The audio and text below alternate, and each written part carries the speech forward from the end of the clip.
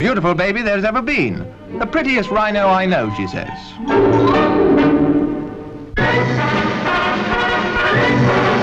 Lake Coniston, scene of last year's record of 225.63 and waiting for calm weather conditions, the record breaker.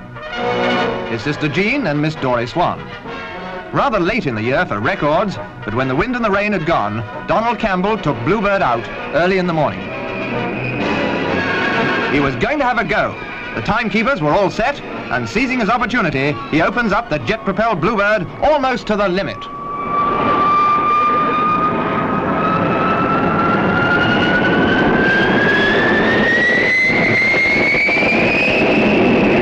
$260.107, terrific! Then, coming back without refueling, Bluebird screams over the lake again.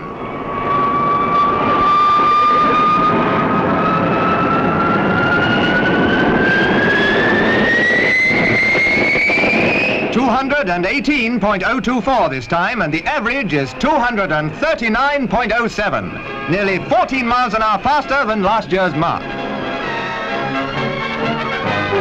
Congratulations have been pouring in, but the first came from Lady Campbell, his mother. Then, well done indeed, says Leo Villa and the team. And so say all of us.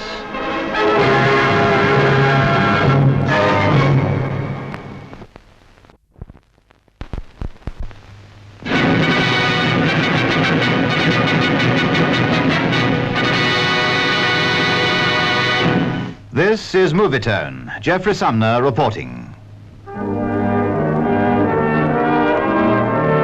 In the heart of the capital, the time-honored ritual of remembrance. The Prime Minister leads the statesman's tribute to the fallen. The services are represented by high-ranking officers. And leading the nation on its official day of mourning, the sovereign comes with Prince Philip and the Duke of Gloucester to play her solemn part in the annual ceremony.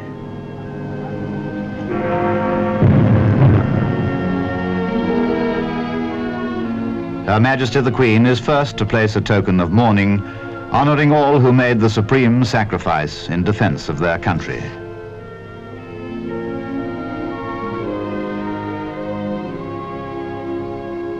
Now the old familiar hymn.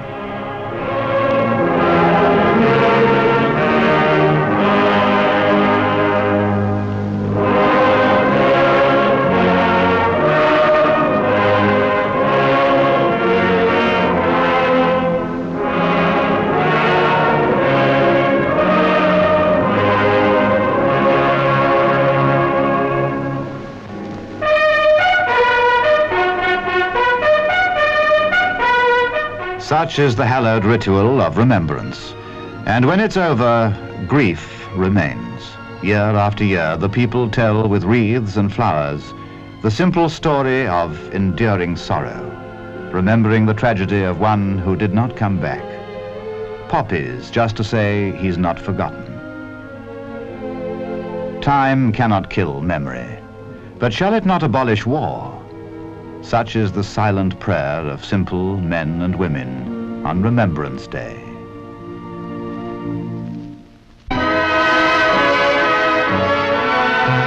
Flying in from Rome and Paris, Ingrid Bergman received a warm welcome at London Airport. Cary Grant was waiting to meet her. They were about to start making a picture together. Ingrid's legal separation from her second husband, Roberto Rossellini, after 7 years of marriage, has been making headline news. Now the famous star says she's looking forward to a new life in Britain.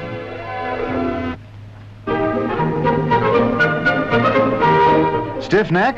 Spare a thought for Gertie, a giraffe whose king-size neck has a king-size pain in it. An X-ray discloses the trouble, a slipped disc. Poor old Gertie. But the doctors decide on a treatment. First of all, a bandage. And what a bandage. She's certainly getting her full whack out of the national health. We say she shouldn't have stuck her neck out. What do you say, Gertie?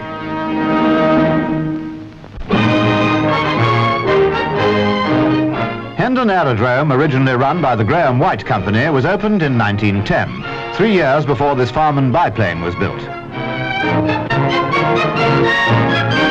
London's oldest flying field, it links the Sopwith Camels of World War I with the present Devons of RAF Transport Command. It's been an RAF station for over 40 years, but now it's being closed down for flying. Here's one of the last planes to use the runways of Hendon. These runways are all too short for most modern high-speed aircraft. But who knows, the vertical take-off machine may one day restore to Hendon some of its former glory. The airfield has so many links with flying history. It would indeed be a pity if it passed into obscurity.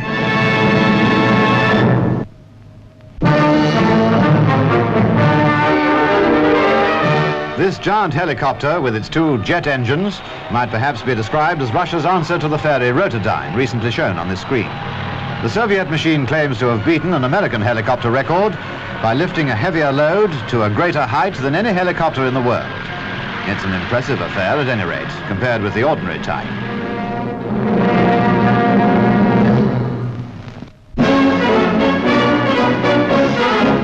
This year's parade in Moscow's Red Square was extra special, for it marked the 40th anniversary of the October Revolution. The great Russian occasion of the year, it was to be greater than ever this time. There was a notable innovation right at the start. Marshal Malinovsky took the place of Marshal Zhukov. The first part of the march past followed tradition, with impressively large ranks of men representing all the fighting services stamping across the square. They tell the story of Russia's vast manpower and the well-drilled discipline of the Red Armed Forces.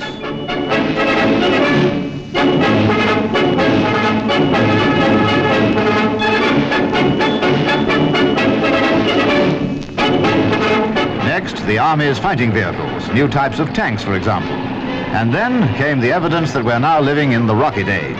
Modern weapons like this tell the story of Russia's striking power.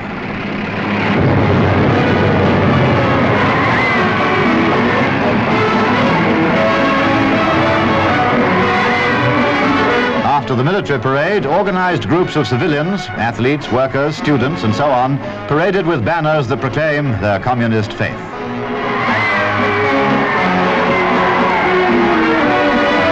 Khrushchev and China's Mao Zedong watched as the Soviet satellite triumph was demonstrated for all to see. For the thousands of spectators, this was the highlight of the whole show.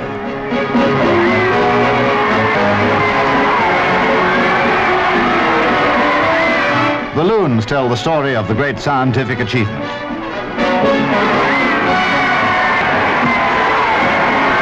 And then it seemed that everybody was launching a Sputnik over the Red Square.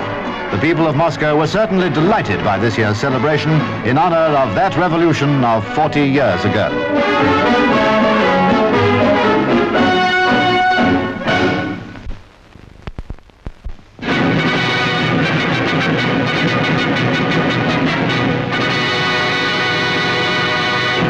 This is Movietone. Jeffrey Sumner reporting.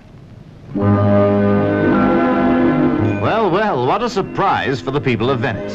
The city of canals, of course, is quite used to water, but now it's had a drop too much, a Venetian excess due to an exceptionally high tide. It's pretty expensive to take a gondola, the local taxi, and in a few places the authorities put up little footbridges. Must keep your feet dry. St. Mark's Square was turned into a giant mirror with quite attractive results, but was Venice wet? Waiter, 2 vermouths and a pair of gumboots.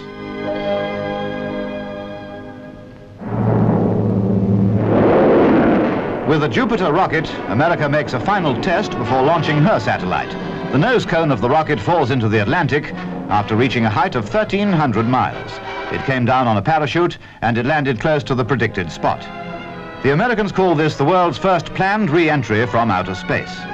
President Eisenhower used this cone to illustrate his recent speech to the nation, a small chunk of metal which has survived the superheat of its two-way journey without disintegration.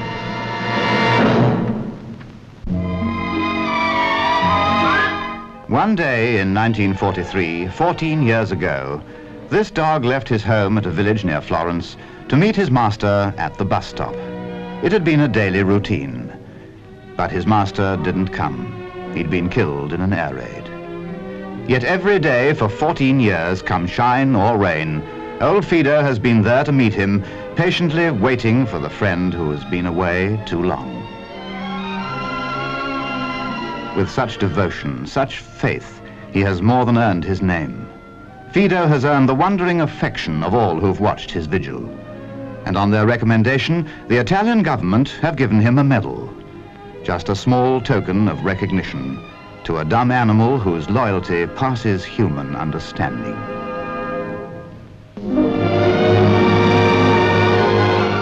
The technique of underwater salvage with the aid of a TV camera. They're using this British invention to locate a DC-3 at the bottom of Lake Constance, and they're trying out a special grab attachment. It hangs poised over the mud 680 feet down, while the operators scan the screen for signs of wreckage. There she goes, clouds of mud, the metal fingers clutch, and we've got a whopper! The complete starboard wing, location and salvage in one operation, and what used to be a long, costly job is done quickly and efficiently. They'll study the wreckage and try to discover what caused the crash and the loss of 9 lives.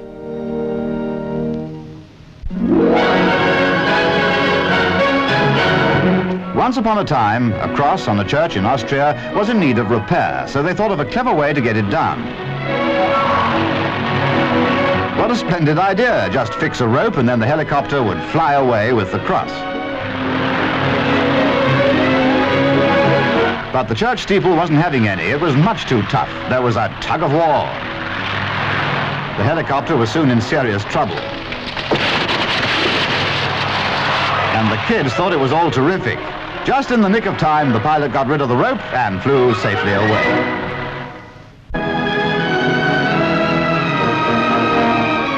Just over 10 years ago, in July 1947, we rejoiced over the betrothal of Princess Elizabeth to Lieutenant Philip Mountbatten.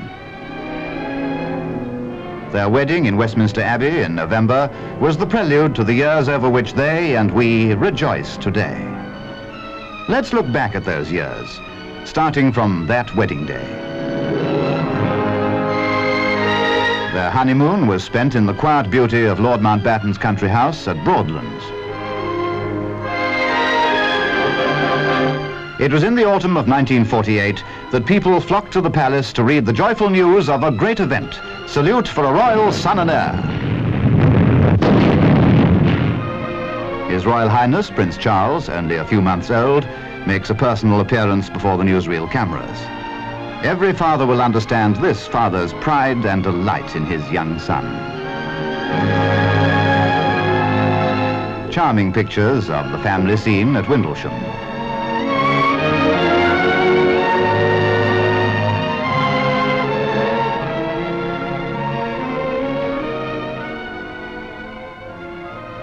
Bless you.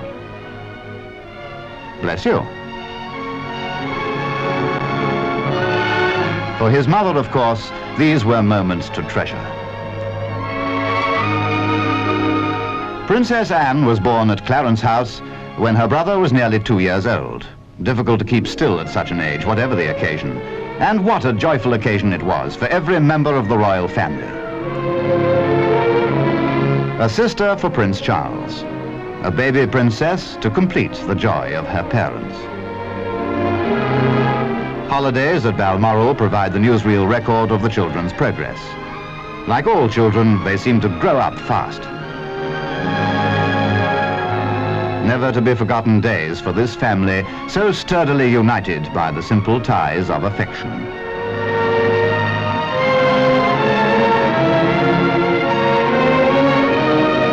Balmoral again, just before Prince Charles was off to school. Just a family on holiday, each member of it enjoying every moment to the full. What an example they set. And with what delight the Queen and the Prince can look back over their 10 happy years together.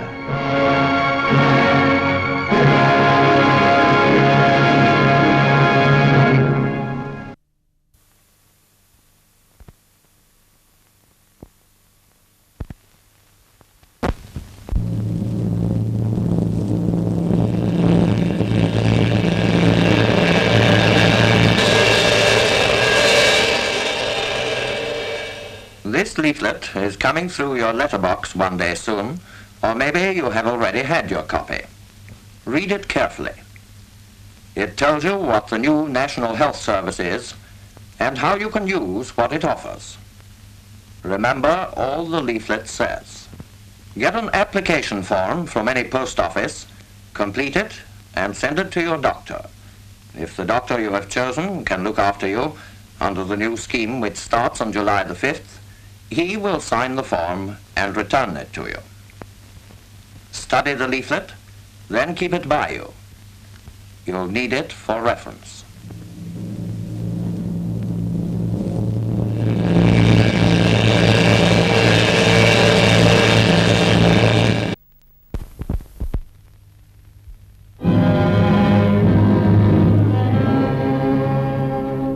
We haven't got enough coupons. And I've got to have a few for towels and things for the house. Perhaps we can help you. And who may you be? Your old clothes, put away and forgotten. Use us now, for instance. I could make a smart costume for the young lady. Something very stylish in coat frocks for madam. Well, if the youngster wants some shorts, I don't mind being cut down. And we'll join forces and make John a new sweater. 3 boy shirts out of us. My wedding dress. I'd like to be a nightdress and panties. Well, folks, what are you waiting for? That's all very well, but I've never turned a pair of trousers into a skirt in my life. Never mind. It's quite easy to do. Ask at your technical institute. There's probably a local make, do and mend class where you can learn. Or why not get together with your friends and form a make, do and mend group? Then you can all help each other.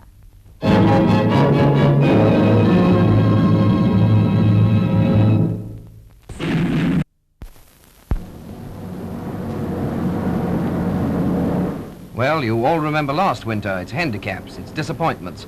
Remember when you lost your shirt, your coat, your smart frock?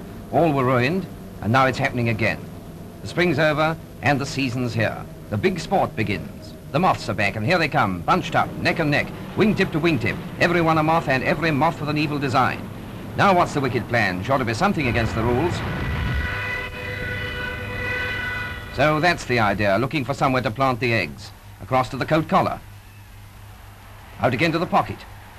A low one to the blanket, while the witches roar on the touchline. They're out.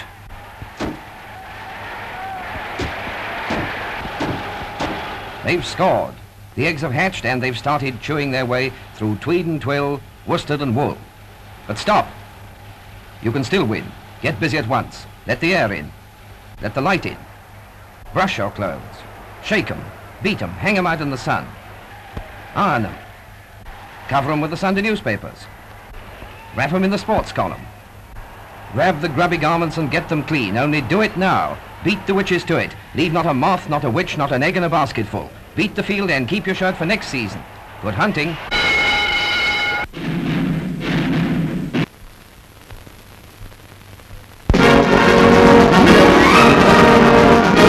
Yes, it's the big day at Hendon Park. Jeff Shirley reporting the match. Glidden and Evans at the toss-up, which was won by Hearts. Celtic in ring shirts kicked off, and the struggle between Glasgow and Edinburgh was on.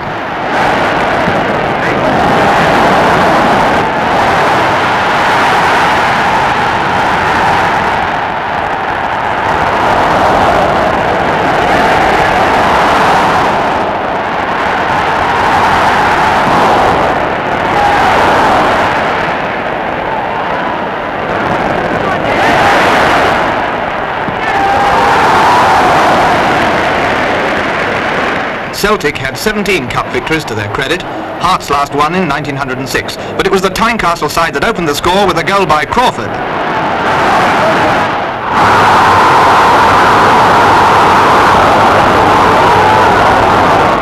In the second half, Hearts followed up their success with great resolution.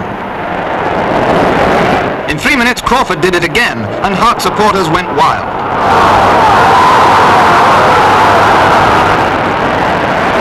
Celtic, handicapped by injuries before this final, and now 2 goals down, fought back. They were playing right back Horney at inside right, but it was his shot that made it 2-1.